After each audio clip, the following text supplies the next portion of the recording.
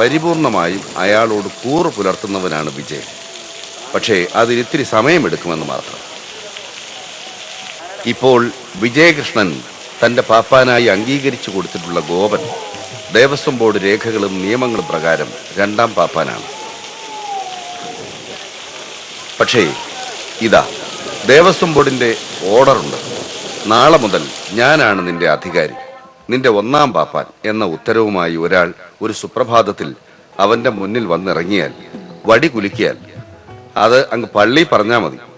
ആ പേപ്പറും ചുരുട്ടി കക്ഷത്തിൽ വെച്ച് ഇപ്പോഴേ സ്ഥലം വിട്ടോ, അല്ലെങ്കിൽ മര്യാദയ്ക്ക് അടങ്ങി ഒതുങ്ങി എവിടെയെങ്കിലും മാറി നിന്ന് ശമ്പളം മേടിക്കാനുള്ള വഴി നോക്കിക്കോ എന്നാവും വിജയൻ ഗുരുക്കളുടെ പൂഴിക്കടകൻ, അല്ല പ്രതികരണം.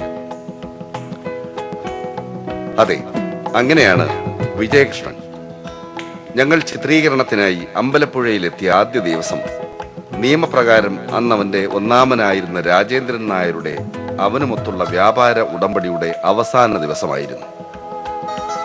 പക്ഷേ ഇവിടെ ചാർജ് എടുത്തിട്ട് 9 മാസമായിരുന്നെങ്കിലും അവനോട് വിട പറയുന്ന ആ ദിവസവും തന്റെ കയ്യിലെ പേപ്പറിന്റെ ബലത്തിൽ, അല്ലെങ്കിൽ കയ്യൂക്കിന്റെ അടിത്തറയിൽ വിജയകൃഷ്ണൻ ആനയെ ചട്ടമാക്കാനുള്ള സാഹസത്തിന് തയ്യാറായിരുന്നില്ല ആ നല്ലവനായ മനുഷ്യൻ.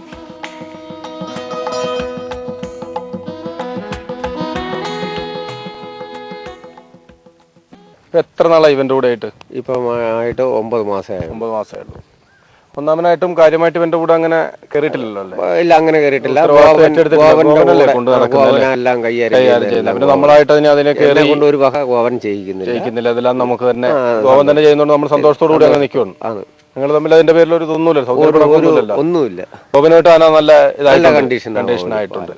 ചേട്ടന് ഇന്നത്തെ കൊണ്ട് ഇവന്റെ ചാർജ് മതിയാക്കി കരുനാഗപ്പള്ളി തന്നെ ആദ്യനാട് ശക്തികുളങ്ങര ദേവസ്വത്തിലേക്ക് മാറ്റുക, അങ്ങോട്ട് പോകണം അല്ലേ? അമ്പലപ്പുഴ വിജയേഷിന്റെ ഒരു പ്രത്യേകതയായിട്ട് തോന്നിയേക്കണം എന്താ? ലക്ഷണത്തിലാണെങ്കിലും സ്വഭാവത്തിലാണെങ്കിലും. അതിന്റെ ലക്ഷണത്തിൽ നോക്കുവാണെങ്കിൽ ഇപ്പൊ അതിന്റെ ഒരു ചെവിക്ക് മാത്രമേ ഉള്ളൂ. ഇപ്പൊ നോക്കിയതിൽ ഞാൻ നോക്കിയപ്പോൾ ശകലം കുറവ്. ആ ചെവിയും കൂടെ നല്ല ഇതാണെങ്കിൽ നല്ല ഒരു ആനയായിരുന്നു. അങ്ങനെയായിരുന്നു.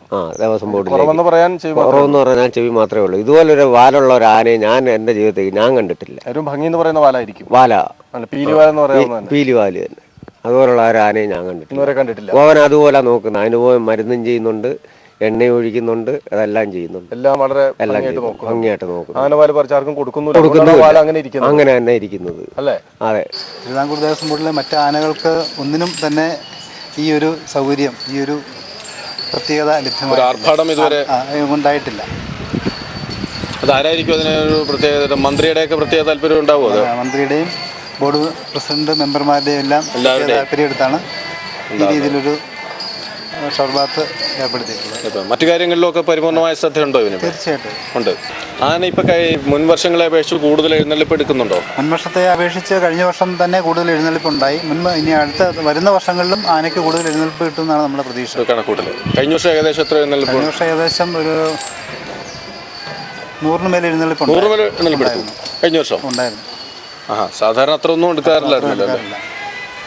പുതിയ പാപ്പാൻ വന്നതിന് ശേഷമായിരിക്കും അല്ലേ ഇത്ര എഴുന്നള്ളിപ്പ് ഇത്ര അധികം എടുത്തു തുടങ്ങിയത്? അതെ, ഒരർത്ഥത്തിൽ വർത്തമാനകാലം എല്ലാം കൊണ്ടും വിജയകൃഷ്ണന് വസന്തകാലമാണ്. കേരളത്തിൽ അടിയാട്ടയ്യപ്പൻ എന്ന ഭാഗ്യജന്മത്തിന് മാത്രം അവകാശപ്പെടാൻ കഴിയുന്ന ഷവർ ബാത്ത് ഉൾപ്പെടെയുള്ള ഹൈടെക് ആനപ്പന്തി ദേവസ്വം ബോർഡ് ആനയായിരുന്നിട്ടും വിജയകൃഷ്ണന് സ്വന്തം. അതിന് പിന്നിൽ ഒരുപക്ഷേ അമ്പലപ്പുഴയുടെ പ്രതിനിധിയായ ദേവസ്വം മന്ത്രിയുടെ പ്രത്യേക താല്പര്യവും ഉണ്ടാവാം. ഇവിടെ ഇങ്ങനെ തൻ്റെ ഹൈടെക് ബംഗ്ലാവിൽ ജലധാരാ സംവിധാനത്തിന് കീഴെ അകവും പുറവും കുളിർത്ത് തിമിർത്ത് വിലസുമ്പോൾ യമുനാ പുളിനത്തിൽ ഗോപസ്ത്രീകളുടെ പട്ടുചേലകളും വാരിപ്പെറുക്കി മരക്കൊമ്പത്തേറിയ കള്ളകൃഷ്ണനെ പോലെ അവനും പെട്ടെന്നാർക്കും വിവക്ഷിച്ചെടുക്കാനാവാത്ത ഒരു പിടികിട്ടാ ചിരി ചിരിക്കുന്നുണ്ടാവും. നമുക്കെന്തിൻ്റെ കുറവാടാ മക്കളെ? നമ്മുടെ സ്വന്തം അമ്പലപ്പുഴ കൃഷ്ണൻ, നമ്മുടെ സ്വന്തം മന്ത്രി, നമ്മുടെ വിരലെ തൂങ്ങി നടന്ന് പണി പഠിച്ച സ്വന്തം പാപ്പാൻ. അതെ, ഇതിൽ പരം എന്താ വേണ്ടത്? ഏതോ ഒരു തേയില കമ്പനിക്കാരന്റെ പരസ്യം പോലെ വിജയകൃഷ്ണൻ ഇപ്പോൾ നെഞ്ചും വിരിച്ചു നിന്ന് അരയും ശിരസ്സും ഉയർത്തിപ്പിടിച്ചു നിന്ന് ധൈര്യമായി ചോദിക്കാം, വേറെ ഏതാനയ്ക്കുണ്ട് ഈ 3 ഗുണവും? കൊടിയേറ്റ് ഉത്സവവും കളഭവുമാണ് അമ്പലപ്പുഴയിലെ 2 പ്രധാന ഉത്സവങ്ങൾ. എങ്കിലും എന്തിനു പറയുന്നു, ആര് കണ്ടാലും കൊതിക്കുന്ന ഒരു ഗജരാജ പ്രജാപതി സ്വന്തം മണ്ണിൽ നിൽക്കുമ്പോഴും അമ്പലപ്പുഴ കണ്ണന്റെ തിടമ്പേറ്റുവാൻ വല്ലവന്റെയും വഴിയെ പോണവന്റെയും ഒക്കെ കാല് പിടിക്കേണ്ടുന്ന അവസ്ഥയിലായിരുന്നു കുറച്ചു കാലമായി അമ്പലപ്പുഴക്കാർ. എന്നുവെച്ചാൽ ആലിപ്പഴം പഴുക്കുമ്പോൾ കാക്കയ്ക്ക് വായ്പുണ്ണ് എന്ന് പറഞ്ഞ മാതിരി അമ്പലപ്പുഴയിലെ പ്രധാന ഉത്സവങ്ങളുടെ നേരത്ത് വിജയകൃഷ്ണൻ മാഷ് കൃത്യമായി മതപ്പാടിലായിരിക്കുമെന്ന് സാരം. പക്ഷേ ഗോപൻ ചുമതലയേറ്റ ശേഷം ഇപ്പോൾ വിജയകൃഷ്ണൻ അമ്പലപ്പുഴ ഉത്സവത്തിനും തിടമ്പേറ്റി തുടങ്ങിയിരിക്കുന്നു. നിങ്ങൾക്കെല്ലാം വിജയകൃഷ്ണനോട് നിങ്ങളുടെ ഒരു അഭിമാനമാണ് അല്ലേ കരയുടെ? നിങ്ങൾക്ക് എല്ലാവരും ഇഷ്ടമാണ്. പക്ഷെ നിങ്ങളെല്ലാം ചില ആന ചിലപ്പോൾ നമ്മൾ വടക്കോട്ടൊക്കെ ചെന്ന് കഴിഞ്ഞാൽ അല്ലെങ്കിൽ വേറെ ചില നാട്ടിൽ ചെന്ന് കഴിയുമ്പോൾ ആനപ്രേമികൾ ആനയെടുത്ത് ഭയങ്കരമായിട്ട് അടുത്തിടപഴകാറുണ്ട്.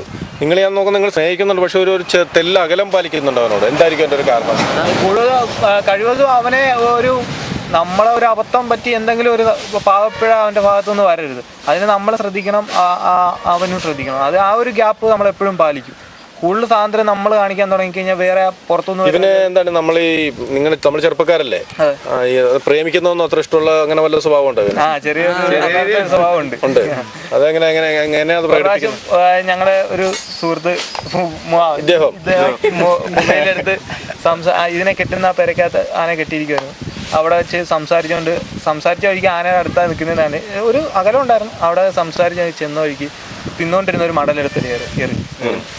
അങ്ങനെ അത് പിന്നെ ഞങ്ങളെ അങ്ങ് പറഞ്ഞ് റെഡിയാക്കിയതാണ്. ആനയ്ക്ക് പ്രേമിക്കുന്ന ഇഷ്ടമല്ല. ഇല്ല, പ്രേമവിരോധിയാണ്. ഒരുപാട് മേളക്കാർ ഒത്തുകൂടുന്ന ഒരു വാദ്യസംഘത്തിന്റെ പ്രകടനത്തിനിടയിൽ ചുമ്മാ ഒരു വീക്കൻ ചെണ്ടയും തോളിലിട്ട് ഏറ്റവും പിന്നിലായി എണ്ണം തികയ്ക്കാൻ ഒരാൾ എന്ന പോലെ മാത്രം എഴുന്നള്ളിപ്പ് നിരയിലെ ഏറ്റവും പുറങ്കൂട്ടായി മാത്രം അണിനിരക്കാറുണ്ടായിരുന്ന വിജയൻ ഇപ്പോൾ ആലപ്പുഴ, പത്തനംതിട്ട ജില്ലകളിലെ പിടികിട്ടാപ്പുള്ളിയായി ഉത്സവപ്പറമ്പുകളിലെ ചൂടപ്പമായി ഓടി നടക്കുകയാണ്. അതെ, വിജയകൃഷ്ണന്റെ ദിനങ്ങൾ കത്തിജ്വലിച്ചു തുടങ്ങുന്നതേയുള്ളൂ. ഇവന്റെ വരുംകാല രാജസൂയങ്ങൾക്കായി നമുക്ക് മിഴി നട്ടിരിക്കാം.